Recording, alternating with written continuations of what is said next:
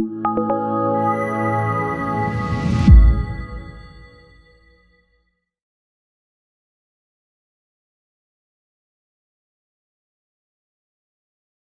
been doing Agile for 12 years, but I've been in software for 24. About 12 years ago, I discovered Agile at a point where I was so disgusted with the other way of doing software that I was either going to get completely out and go back to teaching junior high school kids, or I was going to go to work for a company called ThoughtWorks because I had engaged them in some work for me, and I said, wow, this is really something.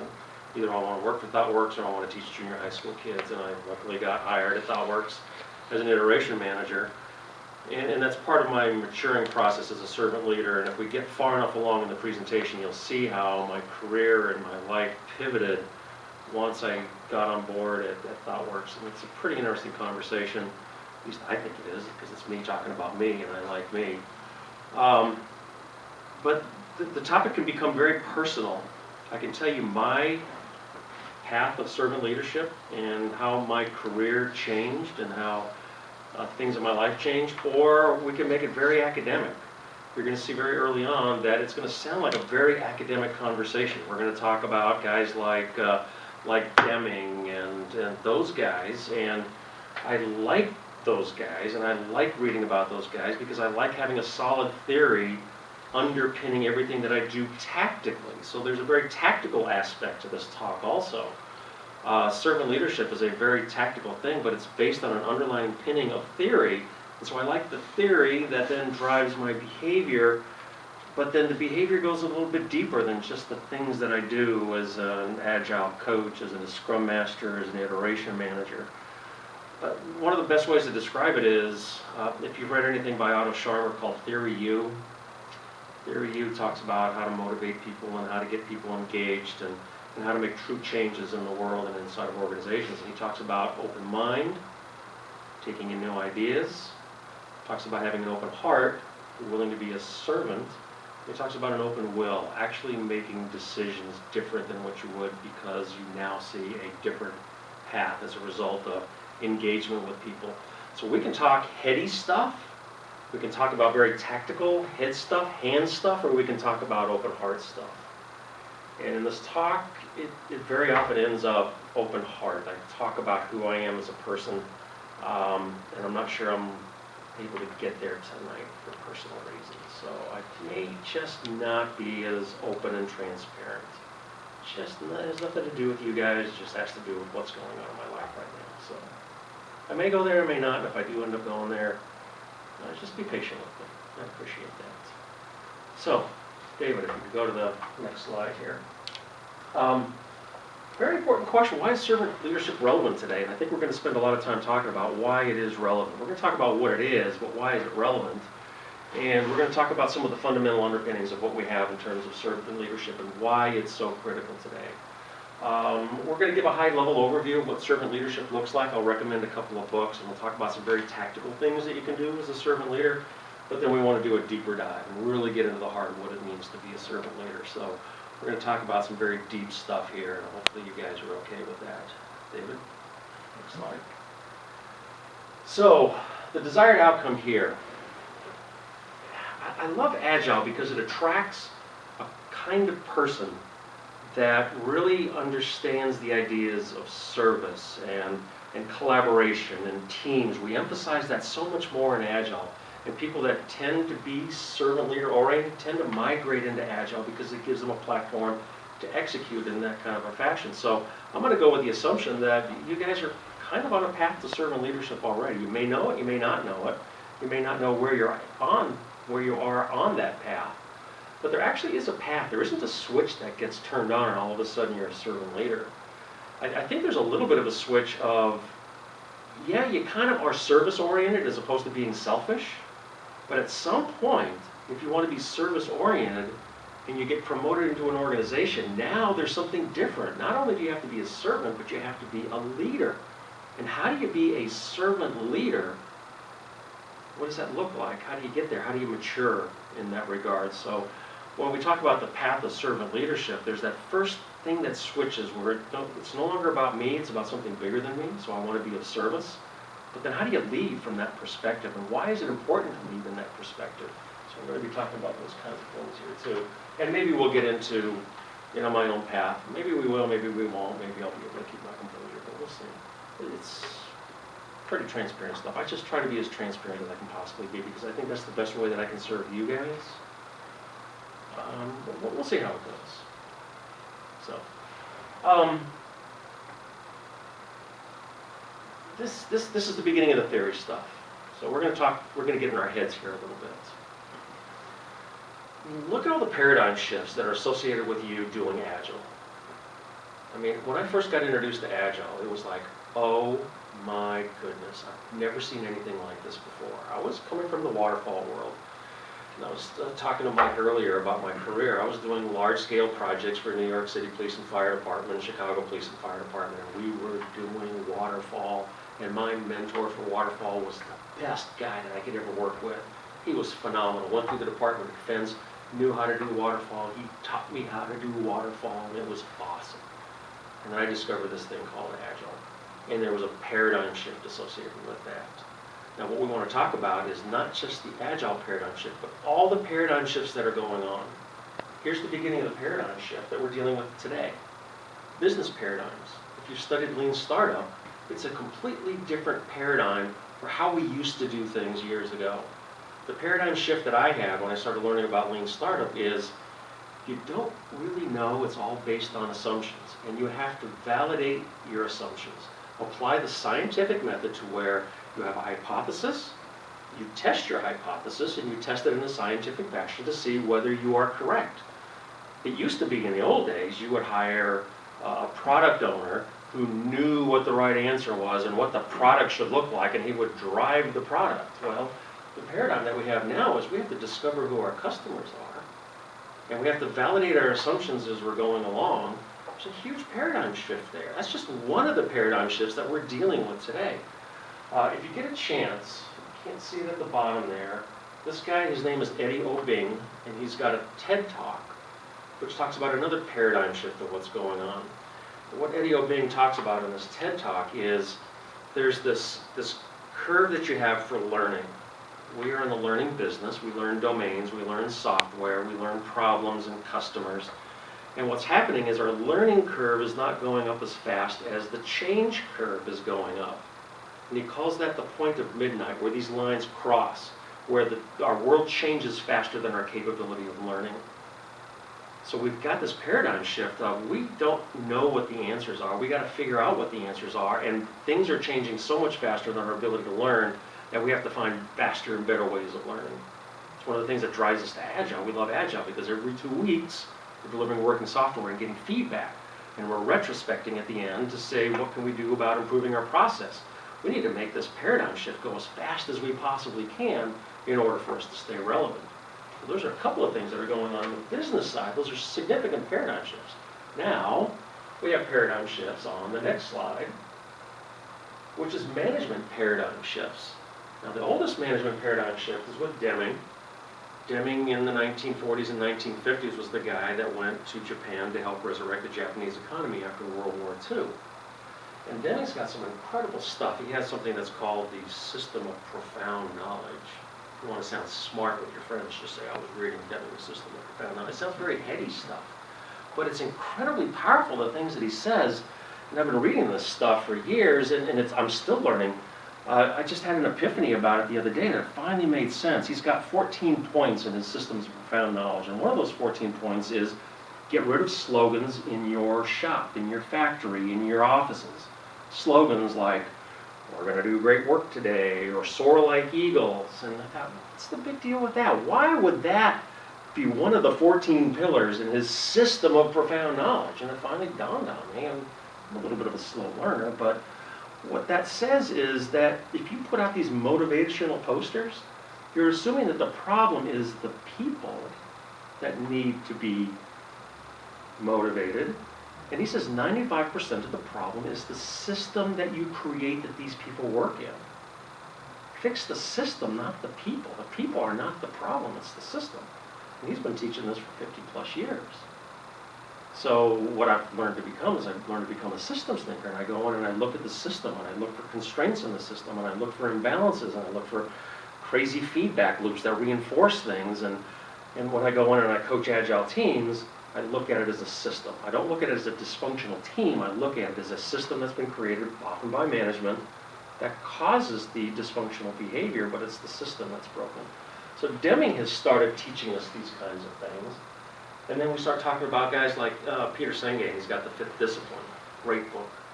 If you get a chance to read the first 50 pages, because there's an example in there that he calls the beer game. And I've got another talk on the beer game that's really a lot of fun, that's based on a scenario that he goes through of a completely broken system of beer distribution.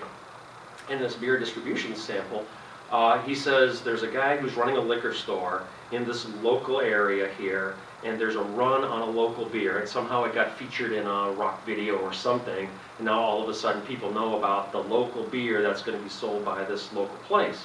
And so people come in and they say, we want your beer, we want this brand of beer, we saw it in this video. And so the guy sold out, and he calls his distributor, says, I need more beer. And the distributor calls the warehouse calls the manufacturer, the brewery, but the time it takes for that order to go all the way up the system and then back through, it takes 2 or 3 or 4 weeks for his first order to get fulfilled, and by the time it gets fulfilled, the demand for the beer goes away. But what everybody has done is they've ramped up all of their pent-up demand trying to get the beer, but by the time the beer shows up, there's less of a run for it. Now, what's the problem? Everybody looks at the system locally, and they try to run their system locally without looking at the bigger system. What Peter Senge says is look at the whole system, look at things holistically, learn the system and make intelligent decisions by looking at the holistic system of what's going on there. So I've got a very similar metaphor that I use for this in software development that's called the beer game, and I'll gladly come back and do the beer game presentation. David, I've done that a few times at GE already, and it gets great traction. It's a pretty good presentation, very, very practical. But you've got Peter Senge talking about creating learning organizations, learning businesses. We need to learn how to learn and be more effective as learners. And then the more recent things, it's stuff like Daniel Pink is coming up with. I don't know if you've read Daniel Pink's book entitled Drive. He talks about the 3 things that really motivate knowledge workers. Knowledge workers are significantly different than assembly line workers or manual laborers. If you're doing manual labor, you just yell at somebody and they'll work harder. But if somebody is a knowledge worker, you can't yell at them and make them think harder. It just doesn't work that way.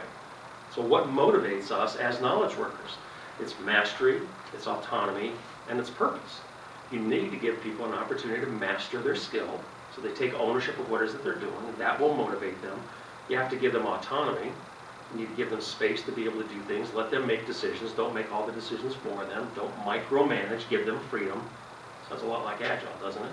We talk about self-organizing teams. And you need to give them purpose. There's got to be a reason why you do what it is that you're doing. And we'll talk a little bit more about purpose as we're going on. But you see, we've got this management paradigm shift that's taking place where we're talking about systems thinking, motivating knowledge workers. And that's another significant paradigm shift that's taking place now. So what I'm getting to is we have to manage differently in the light of all these paradigm shifts that are taking place. And I believe the answer to that is what the topic of today's conversation is. Next slide, David. There's a guy named Dave Snowden. I don't know if you're familiar with him. He's not associated with the Snowden that did the leak thing. This is another Snowden. He's a Welshman out of, he's Welsh, he's Wales. He came up with this Cynefin model of systems. I don't know if you've seen this, if you guys spent any time looking at Cynefin. Basically what he does is he looks at any system and he says any system falls into one of these 4 different categories. You've got very simple systems, you've got very complicated systems, you've got complex systems, and you've got chaotic systems. You go into a system and you look at it, and depending on the nature of the system, you're going to manage things differently. So you need to know what the nature of the system is that you're dealing in. If you're dealing in a simple system, I think of a room full of bookkeepers. Bookkeeping follows very rigid rules, and they're very simple rules. And how do you manage that? You manage that by enforcing the rules. Rules are very clear, very simple. You're the manager of a room full of bookkeepers, and you just say, debit equals credit. It's just whatever the rules are, you just have them adhere to that. Software development is not a simple system. Managing software systems is not simple. But then you got complicated. Complicated systems could be like rebuilding an engine. A lot of parts, a lot of things, but you know how to do it and you can figure it out ahead of time. So that's where he talks about you sense what the problem is, you can figure out ahead of time what it is that you're supposed to do, and then you go out and execute it. Now, in the old days of software development, it used to be complicated. Today, it's a lot more than that. It starts getting into the complex space. The complex space is you have emergent design, you have emergent requirements, you have emergent things. You don't know ahead of time what the final solution is going to look like. You got to put a little bit out there and get some feedback. Put a little bit more out there and get some feedback. So you probe and then sense based on what you probe, and then things emerge from there. So a lot of software development is in this complex space, and a lot of it is in the complicated space. And can you imagine that there might be a difference in how you manage depending on where your program is? You could be a little bit more authoritative in a complex space because, hey, I've done this before. But if it's something that you haven't done before, you have to recognize that you haven't done this before. You don't know what the answers are. That's where Lean Startup fits very nicely in that complex space, because you don't know who your customers are. You have to go out and figure out who they are. So you have to manage a little bit different. But here we've got this whole new paradigm shift of complex adaptive systems that we have to work in. And how do you manage inside of a complex adaptive system? Well, I think the answer is servant leadership, and that's what we're going to get to. Next slide. And then we got Agile. The paradigm shifts that we see literally within inside of Agile. Now, I'm assuming that, based on who this group is, you're an Agilist. Agilist? I know you're an Agilist. I'm assuming you are. I'm not. You run the Agilistry QA. And I work with a lot of Agile teams. So the idea of doing sprints and user stories and velocity, you know what these things are. Yeah. And there's that paradigm shift. And the paradigm shifts in the old way of doing things. We would do all our architecture up front. And here we believe in emergent architecture. We believe in emergent design. We've got lean principles that have worked its way into the Agile environment, where we do things like just enough, just in time.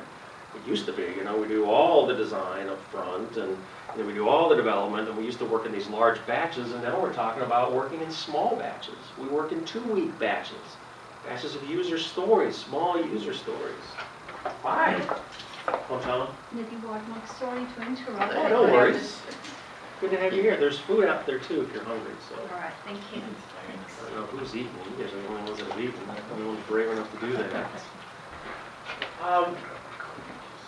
Self-organizing teams, rapid feedback. We don't know what the answer is. We put something out there and we get feedback. And so Agile now is another one of these paradigm shifts that we're trying to deal with. So the world is changing dramatically around us with all of these paradigm shifts. So we need to embrace these paradigm shifts, but we need to figure out how we're going to manage with inside of that. And that's what servant leadership is about, is how do we manage with inside of that. So let's see where we go next. Let's skip this. Let's go to the next one. So, has anybody seen any of these 3 books? We're not going to talk much about tribal leadership, but it's a fun read. It talks about 5 different levels of tribes, people that organize around things, and the 5 levels are really pretty fun, and I enjoyed the read. It's a good read, and the guy who wrote the book is pretty talented. His name's Dave Logan, and he's written some other stuff. We're really not going to talk much about that. We're going to spend the majority of our time talking about these 2 things here, servant leadership and leadership agility. Just as I've been teaching about servant leadership for a long time, and you take the term servant leadership into some organizations, and you know what they do? They give you that kind of a response. It doesn't resonate with them. It doesn't click with them. They think it's too touchy-feely. So in some organizations, you go in and use those terms, and it resonates immediately with them. Well, we need to be smart. We need to be intelligent about how we present this stuff. And you could say the exact same things using terms like catalytic leadership that comes out of this book. That's exactly the same stuff that comes out of here. It's just different terminology.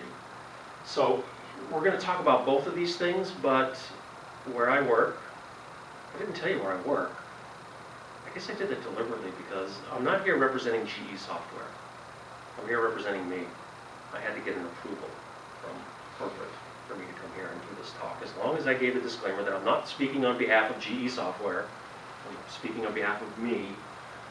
But I can't use these terms servant leadership here because they just don't understand it. It doesn't make sense to them. It's too just touchy-feely, and they're into getting stuff done. You ever seen Jack Welch interviewed? Jackie Welch used to be the CEO of GE. He's a no-nonsense drill sergeant kind of guy. And he's rough, tough as nails. This doesn't resonate with him, but I could use the exact same terminology that comes out of this book. It's called catalytic leadership. It really means the same thing. But this book is a beautiful book because this is where you can begin to see where the path of maturity to agile or to servant leadership comes. So I highly recommend this book here. But I'll give you another disclaimer here. It's a little bit of a tough read if you're not ready for what the book does. The book goes through 5 different levels of leadership maturity. It's based on this idea of a maturity model, just like we have with, you look at children and how they mature, and there's a maturity model that they go through, different stages of change in their growth. Well, he does the same thing with leadership agility. He says that there's 5 stages, and he says that there's 8 areas associated with leadership in each one of those stages, and he methodically goes through each one of them. I love that kind of thing. I know that when I read the first one, I know that the second chapter is going to be just like the first one, the exact same model. Other people have read this book and they're just bored to tears by the time it gets to the 3rd level and they don't want to read any further. So if you like very structured kinds of things, read that book. If you don't like the structured kind of thing and you want something that's a little bit different, a little bit more inspiring, you might want to read something else. But it's a pretty good book. But we're going to spend our time talking about these 2 kinds of things here. But this is the management model that we're really focused on, and they really mean the same thing. Okay. Let's start getting into defining what is this thing called servant leadership. Hi, welcome. Sorry, we got name tags, right? Yeah. Name tags are very helpful. Is the Sharpie over there too? This one right here. Okay. Perfect.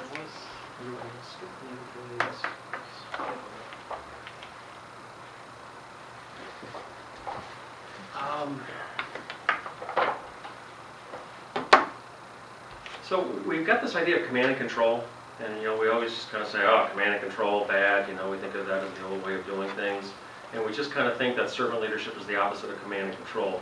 But we don't really know much more than that. We don't really know what servant leadership means. It feels a little touchy-feely, but is there a practicality behind it? And yes, there is, and that's what we're going to get into. So being a servant leader is more than just not doing command and control.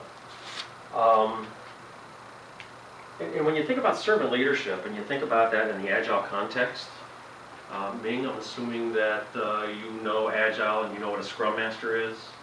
When we think about servant leadership, when we think about Agile, we think automatically it's going to be the Scrum Master who has to be a servant leader. It makes sense, right? But is there servant leadership beyond that? Does servant leadership look bigger than that? And does it touch other people besides just who the Scrum Master is? Can a tech lead be a servant leader? Can a QA lead be a servant leader? Should your VP or your director, should they be servant leaders? It's actually bigger than just that specific role, so we want to take this conversation beyond that role. David? So Wikipedia gives us a cute definition of what servant leadership is. The highest priority of servant leaders to encourage, support, and enable subordinates to unfold their full potential and abilities. Kind of sounds like what we have in the Agile Manifesto. When you go to the 2nd page of the Agile Manifesto and you see things like self-organizing teams and teams reflecting and so on. So there's like an obligation to delegate responsibility and engage in participative decision making. It's not about me, it's about the team. So we have the focus away from us and the focus goes on to other folks. We're going to give it a little bit more detail about what that looks like. Next one, David. So this is a nice, easy read for the first book on servant leadership, and he's got 5 actionable things that you can do as a servant leader. We'll start with our conversation there. We're going to go into a deeper dive after we talk about this, but we need to begin to at least form what that conversation looks like. So what he's got is he's got this triangle. Next one, David. Thank you. Of the 5 actions, what you do is you blaze the trail, you raise the bar, you build on strength, you upend the pyramid, and you run to great purpose. These are 5 actions that he goes to in detail in that book. By blazing the trail, what are we talking about? Think of a trailblazer. You're the one that's making things easier for the people that are behind you, that are coming behind you. What do we do as Scrum Masters? We remove roadblocks, right? Same thing here, is you make the path accessible for people to be able to do good work. At the same time, you want to raise the bar. You want to bring out the best in your people. How do you bring out the best? It's not necessarily giving them stretch goals. I don't like the idea of stretch goals, but how do you raise the bar? That's one of the things that you have to think about, is how do you bring out the best in people, and how do you get them to become better at what it is that you're doing. That's what you need to do as a servant leader. I love this idea of build on strength. Rather than focus on people's weaknesses and get them to be mediocre at their weaknesses, and you send them to training to get mediocre at their weaknesses, which they're going to hate anyway because I'm not very good at this and the best I'm going to be is mediocre, why don't you focus on their strengths? Find out what people are good at and give them the opportunity to exercise their strengths, and they're going to be so much more motivated. Goes along terms of what we were talking about in Daniel Pink's book on mastery, autonomy, and purpose. You want to gain mastery. You don't want to gain mediocrity. So what can you do as a leader in your organization to be able to give people the opportunity to build on their strengths?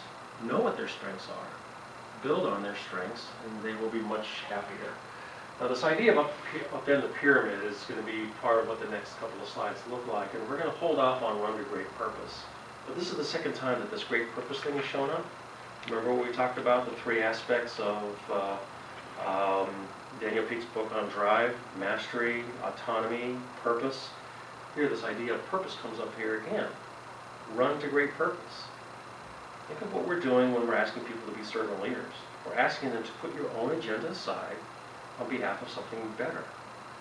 And if that something better is not a greater purpose than just your own individual agenda, why should I do this? Why should I be a servant leader if it really isn't leading to something that's bigger and better than me? So you have to be able to understand what that run to great purpose is, and what it means to you, and where is that great purpose for you. Great purpose doesn't have to be, feeding the poor. The great purpose just has to be something bigger than you, that you're willing to set aside your own personal agenda. But up in the pyramid, next slide, David. This is typically what the corporate hierarchy looks like, and the people at the bottom are there to support their managers, and the managers are there to support the big guy at the top. Well, when we're talking about upending the pyramid, next slide, David, we're talking about the boss here. His job is to make sure that these people are successful, and these people are there to make sure that these people are successful. When you think of the corporate hierarchy and you look up in the corporate hierarchy, we're talking about upending it. So I am here to support my people rather than my people are here to support me. When we start talking about the accountability model, this is going to become a little bit more clear too. So that's what we mean by upend the pyramid. Those people that work for you, you really work for them. It's your responsibility to make sure that they're successful. That's your primary responsibility. It's not their job to make you look good. It's your job to provide them the opportunity to be great. David? Okay. What we're going to do is we're going to use this idea of accountability and use that as a litmus test to see whether you're a servant leader or not. So I took the Webster's Dictionary definition of what accountability is, and it's the condition of being accountable. Does that really make any sense? I never liked that definition. I used to hate this term accountability. And I hated it, and it finally dawned on me why. I'm a slow learner. You guys are going to figure this out after a while. Accountability almost becomes a way that your boss can bully you. And I hate bullies. I'm going to hold you accountable. They don't give me any authority, they don't give me any responsibility, but they're going to hold me accountable. And it's a way of bullying. And I don't like that. So the real definition to me of accountability, this is my definition, not Webster's, it's the ability to give an account. Accountability. I'm going to give an account. This is what I'm going to be doing. And I'm going to come and I'm going to give you an account of what I'm doing. And I'm going to give you a really good account for what I'm doing. This is one of the things that I love about Agile. What really turned me on to Agile to begin with. I remember back in the days when I was a waterfall project manager, I had my Microsoft project plan. Any of you guys done Microsoft project plans? And you had these tasks that you gave people to do. And you level balance these things to make sure that everybody was 100% utilized, because it's about 100% utilization. That was my job as a project manager, make sure everybody's 100% utilized. And even though I had everybody 100% utilized, my projects would always run late. You've been around long enough to know what life was like back in the days. These young bucks here, they got so easy. But the thing that really bugged me is, Emo, I would go to you and I'd say, hey, I've got this, this 10-day task that you're working on. How far along are you on it? And you tell me, well, 90% done. I go, great, I put that in the Microsoft project. I come back the next week and I say, Emo, how you doing on this? And you say, I'm 90% done. You were 90% done last week. Well, and every week I would get this 90% done. And 90% done is not 90%. You know that the last 10% always takes more than half the amount of the effort. And so I knew these numbers that I were getting were absolutely worthless. And they would all roll up nicely on my Microsoft project plan. And I would say we're 57.3% done on this project based on people's 90% completes. I knew that there's something off. Something was completely off. Well, now what do I have in terms of accountability with Agile? With Agile, I say we've got 250 story points that we've got, and based on the fact that we have a definition of done, and when I say a story is done, it's QA'd, it's integrated, it's pushed into our integrated environment, that I know that these stories are done. And when I say I've got 125 points worth of work done out of 250, I know we're 50% done. I finally have something of which I can then take to my boss and give him a real meaningful account of what it is that I'm doing, instead of these fluffy, silly 90% numbers. So now I feel like I'm truly empowered as a project manager to give an account of where we're at. I can show them burn-up charts, I can show them burn-down charts, I can show them velocity trends on how we're doing, I can give explanations on why the velocity was down here and why the velocity was so much better here. I finally have things of which I can take to my boss and use to give an account. Maybe what's the next slide? Okay. Go back to the previous one. There's 2 slides here. So this is the old model of accountability where you're being held accountable. So what's happening is you as an employee are reporting status, and what the manager is doing is he's just kind of passing judgment on you. He's controlling you, but there's no feedback there. The feedback is either you're not doing it good enough or attaboy, but there's no feedback of which you can then execute on. So the relationship is very one-sided in this old model of doing the accountability. And why do we do that? Well, some of the verbs that we have associated with is we're going to hold you accountable. I'm going to hold you accountable. Who's in charge? Where's the action verb? The action verb is with me. I'm going to hold you accountable. And they often delegate responsibility, but they don't give you authority. So there's a lot of broken things on this. And there's some key assumptions on why we do this. The key assumptions on why we have to hold employees accountable is, well, I'm the smart one here, I'm the manager, and I want to make sure you don't fail. So I'm going to hold you accountable, and I'm going to show you how to do this stuff because I want to make sure you don't fail. Because I'm the smarter one. Or, you guys are lazy. If I don't push you, if I don't hold you accountable, you're not going to get anything done because you're inherently lazy. Well, if you go back to Daniel Pink and you give your employees the opportunity to mastery, autonomy, and purpose, you're not going to have lazy people. You're going to have highly motivated people. So you don't have to hold them accountable. They're going to take on responsibility. We also believe that the employees are not as smart as me, and that's why we got to do it. Employees need to be controlled, because if we don't control them, oh my goodness, where are they going to go? They may just do something crazy that's not part of the plan. We can't have that, so I got to hold them under control. But the model needs to change, and the model of accountability, next slide, associated with servant leadership is I go to my boss and I give him an account of what's going on. And what does my boss do?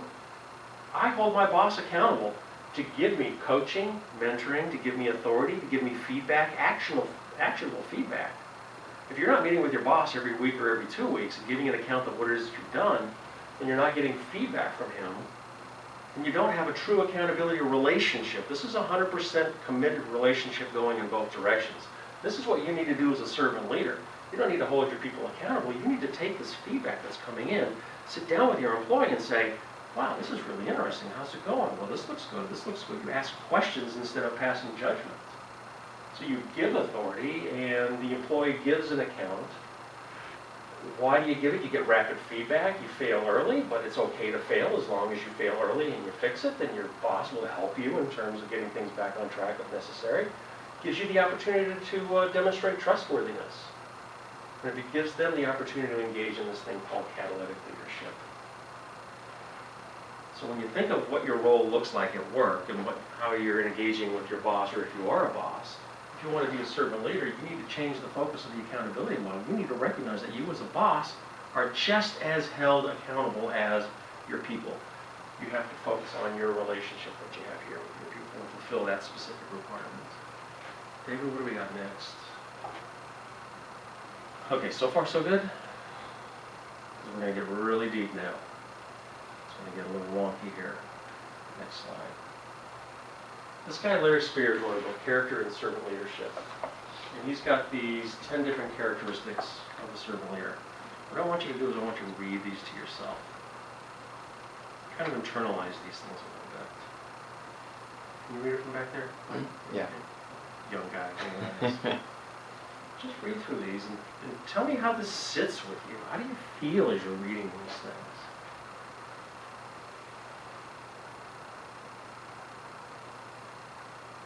Such interesting words here. Powers of persuasion, healing influence, contemplation. I'll tell you what happened to me when I first went over this. The next slide is exactly what I thought when I read this. Next slide. This is what I thought. He's expecting me to be like Gandhi or Mother Teresa. I can't do this. I am so far away from this. That previous slide is completely unattainable to me. I have no idea how to get there. I mean, these are the greatest human beings, and man, I still yell at my kids. I still get frustrated with my boss. I am so far from this. I can't even get anywhere close to this. I want to give up. And then I discovered leadership agility. And leadership agility showed me how to get to here. And oh my goodness, it was pretty exciting when I saw methodical steps to help me get to the point where I'm not going to get here. I'm 59 years old and I'm retiring in 6 years and I'm buying a motorhome and driving across the country. I'm not going to be here, but I'm going to be better. I'm going to be better. And I know how to get there because I've got a path for me now that helps me get there. David. So what we're going to do is I'm going to show you the model that's been built by Bill Joyner, the guy who wrote the book Leadership Agility. Now, that is the path of maturity for servant leadership. There is one, and I think what he's done is a great job. But realize this, it's just a model. This guy here, George Box, he has this quote that says, essentially all models are wrong, but some are useful. I'm going to show you a model, and we're going to study this model, and we're going to go in depth into looking at this model. And you know what? It's not perfect, but I found it incredibly useful. And you may find it useful and you may not. But we're going to do a deep dive into what that model looks like. Just be aware that eventually all models break down somewhere. All analogies break down somewhere. This one doesn't break down until you really, really deep dive into it. And you might be able to find some exceptions. And you might even be an exception to this model. But the fundamental basis of the model is there's a series of maturity steps that you go through, and you don't get to 2 until you go through 1. You don't get to 3 until you've done 2. So you don't jump levels, essentially, is what he's saying. That's what this thing here is based on stage development. All right, so we're going to take a look at what this is. So it's the book by Bill Joyner called Leadership Agility. It has nothing to do with agile like we know it. It just talks about how you can be agile as a leader, not how well you can do Scrum. So it has nothing to do with agile, but it talks about agility. There are these 8 specific areas that he's talking about. So when he goes through each one of the 5 levels of the maturity model, he will talk about things like context-setting agility. Do you have situational awareness? What does situational awareness look like at level 1? What does it look like at level 2, level 3, level 4, level 5? And he shows you how these things mature as you're going through the different steps. A sense of purpose. A sense of purpose at somebody at the highest level is different than somebody at the lowest level.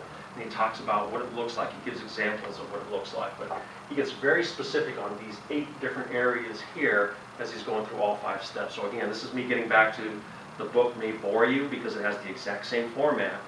5 times he goes through all 8 of these things. tells different stories, and it got different people that use this for illustrations to kind of break it up a little bit.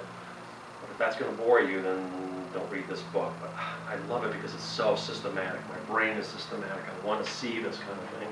So this stuff really resonated nicely with me. So it's easy to find these diagrams online. You can get some high-level stuff into this before you make a commitment to actually reading the book. But I would suggest that you spend a little bit of time talking about or reading about this and getting an understanding of what these different areas are, because it's pretty powerful. We're not going to spend a lot of time in this. We're going to spend the majority of our time on the next slide. This one here. Okay, it's 7:25. How are you guys doing? Good. I'm talking pretty fast. Am I doing okay? All right. The sound picking up? Yeah, no, it's, I got to sit down for this one. We're going to park on this one for a while. Mike, can you read that from back there? yeah. Okay. Those are the 5 areas that he's got. Expert level leader, achiever level leader, catalyst, co-creator, and synergist. We're really not going to talk about this. We're going to talk about the first 3. Okay? As we dive into this, there's a couple of things I want you to notice. First of all, he's got an approximation of a percentage here.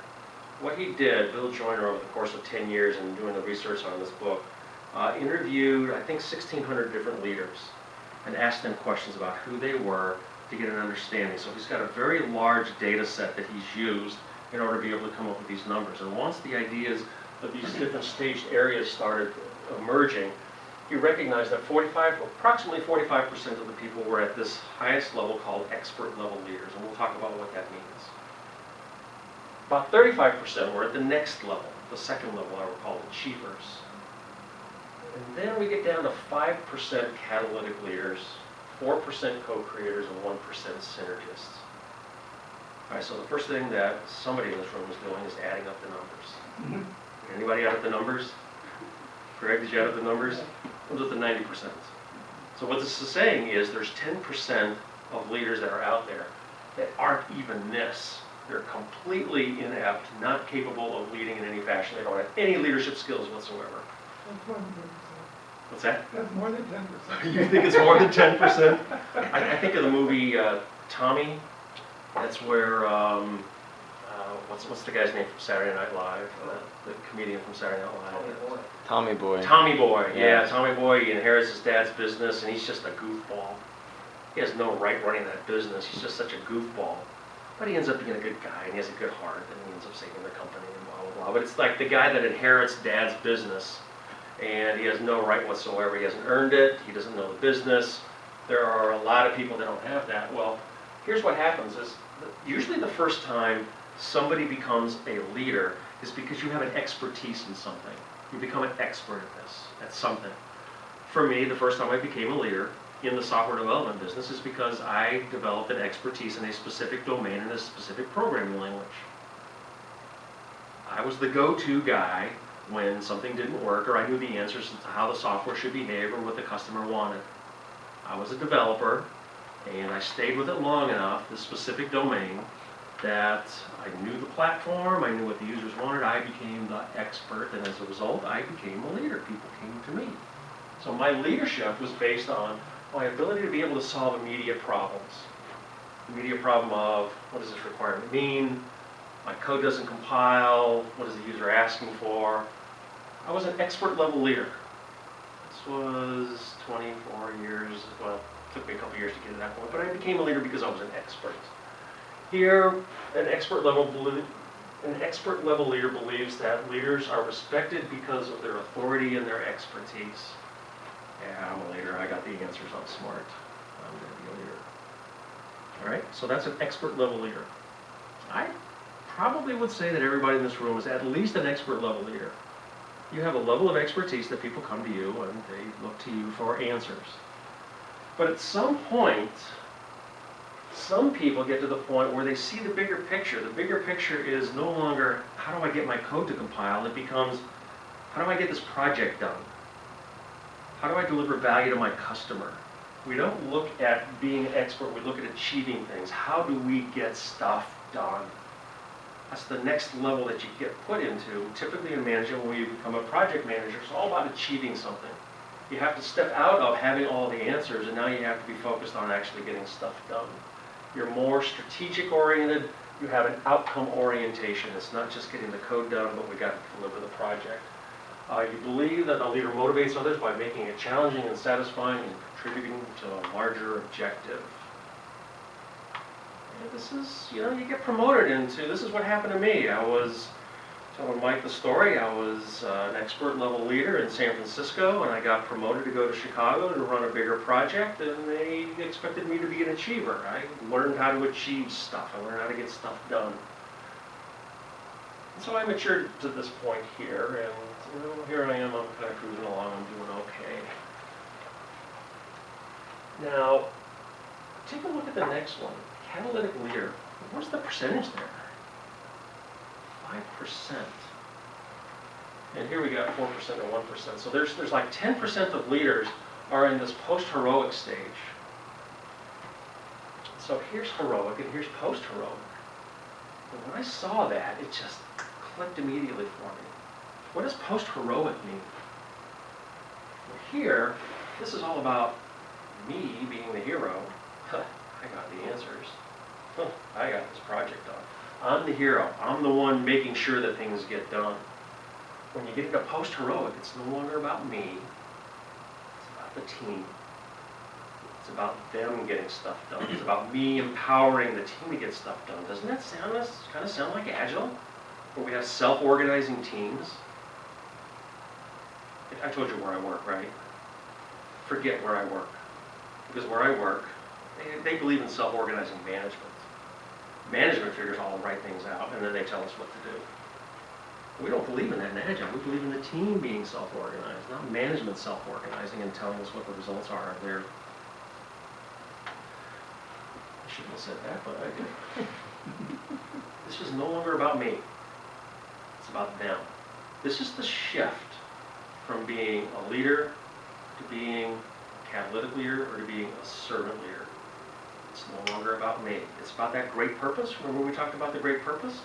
If you have a great purpose to run to, it's easy for you to no longer be the hero because there's something more important than me being the hero. It's the purpose of which we're going to. Doesn't mean you have to quit your job and go to work for the United Way. It means that there has to be something more important than your own personal agenda. It could be the health and welfare of the people on your team.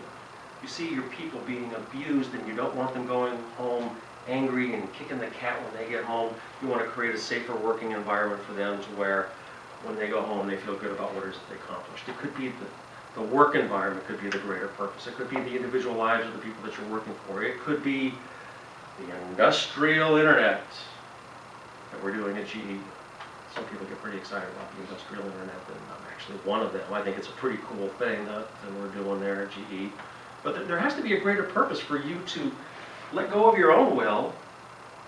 Remember theory U, open mind, open heart, open will. You have to be able to open up your will to do something different because there's something better than just getting your own personal agendas met. And not many people make that flip. 10% of leaders actually make that flip and go from heroic to post-heroic.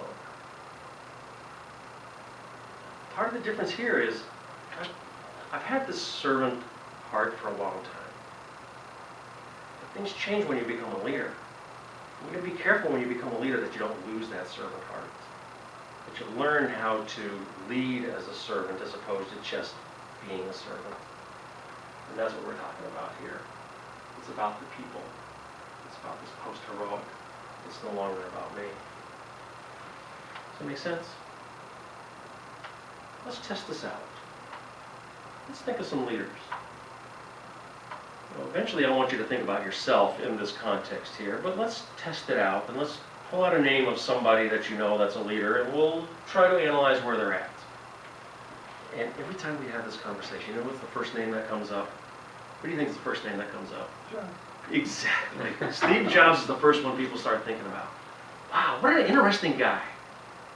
He got a lot of stuff done. Was he an expert? Oh boy, yeah, he was an expert. Was he an achiever? He got a lot of stuff done. Was he catalytic? This is where we have to stop and say, wow, this is really, was he a catalytic leader? Well, he got a lot of stuff done. He catalyzed a lot of things like new technology, But was he a catalytic leader? Did he catalyze his people to go out and do stuff, or was it all him doing it? Was he the hero, or were the people the hero? I don't know Steve Jobs well enough to know what the answer is. I haven't read his autobiography. I didn't work for him. I do know people that have worked at Apple, and I kind of get a hint that he's stuck here. He wasn't here. So one book that I would recommend is called Creativity Inc. Yeah. It's about Pixar.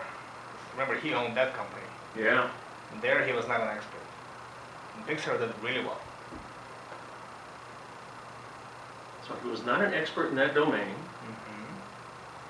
but somehow Pixar was successful. Yeah. Was that because of him or in spite of him? I think based on the book, it's because of him. That he, by that point, it wasn't his first venture. He was mature enough, and he exhibited some of those, Yeah. post-heroic qualities to actually make that business survive. Because they've had a lot of. Did he catalyze people to, when you think of mastery, autonomy, purpose, did he create an environment that allowed for people to have that? I think in the book it was Ed Catmull that created that sense of purpose and environment. And Steve Jobs knew enough to lead the business side and get out of the way. And the expertness doesn't necessarily need to be in how to create a movie. It could be an expertness in how to create a company. Yeah. So you don't have to be, it's like, I'm at GE now and I don't know anything about oil wells. My job is to support teams that build software for oil and gas systems, and I don't know anything about oil wells. But I could become an expert at building teams within inside of that environment that allows them to be successful. And that's really what I do is I focus on my expertise and my achiever and my emergent catalytic leadership skills at the team level. I know teams, I know how to make teams work, so my expertness is not in oil and gas, my expertness is in teams. Who else can you think of as a leader that we want to test this to? Who else comes up when you think of real leaders? Obama. Obama? That's too politically sensitive, man. I don't think we should go there. I thought about that one. I thought, no, my political bias will show up. Have you heard some of this? Well, okay, let's pick two guys. Let's pick Gates and Ballmer. Have you heard what things are like in the boardroom with Steve Ballmer and Bill Gates? Oh man, it's abusive. People come in there and they just berate you. They bring in your business plans and they just beat you up. Man, they're so smart, those guys. They're such experts that they can't let go of their expertness. That you come in there and they're going to show you that they're smarter than you because they can't let go of this expertness and focus on there might be something a little bit more important to do, like achieve something. Well, they do want to achieve, stock prices and revenues and all that, but they're so stuck in their expertness that they can't let it go. I love that example, especially when you read about what their behavior was like in boardrooms. But I got to admire Gates for what he's doing now with his philanthropy.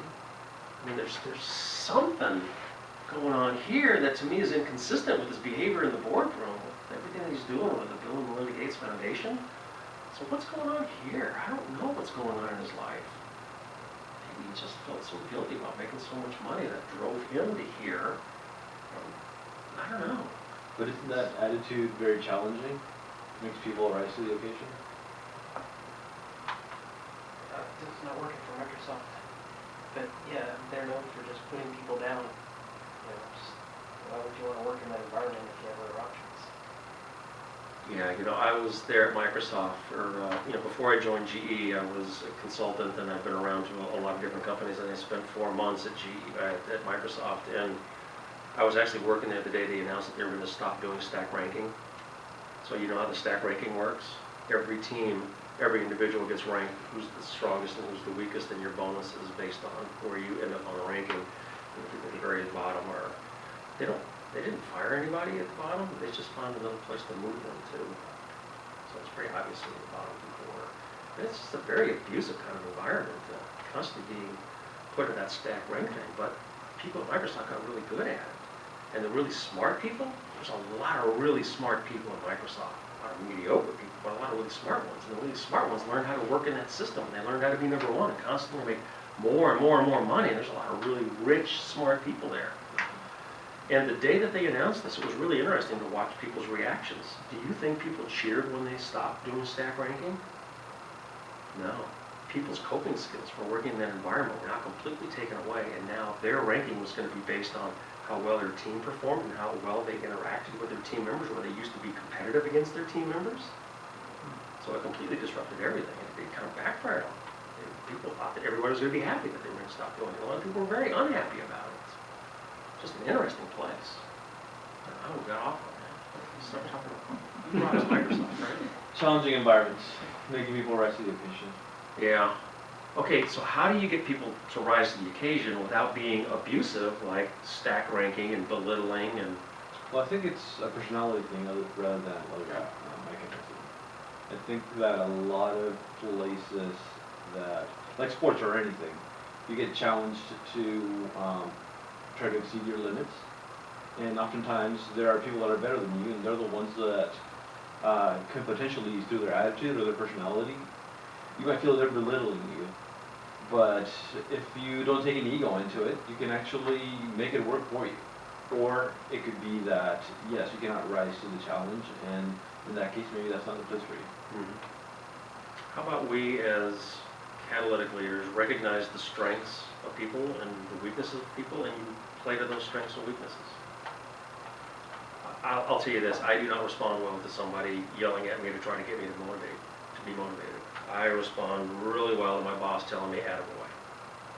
But I know other people that just don't want to be, that respond well to the carrot dangling of, you know what, that was pretty good, but you can do better. I would not respond well to that. But that goes back to situational awareness, one of those skills that we have on the wheel. Your situational awareness needs to be on multiple different facets, and one of it is, who is this person in front of me, and what can I do to best serve them by doing what it is that helps them raise the bar. And for some people, you got to be aware that you have to say, you know what, I think you can do better than this. If you did that to me, I'd be depressed for days. So it doesn't work for me. So we need to be mindful of what works and make sure that our culture is malleable enough that where we don't force the culture to always do one thing. Microsoft, they forced the culture to always do one thing, and so people like me, I wouldn't thrive there. But other people, maybe you would thrive there because you like the challenge of the ranking and those kinds of things.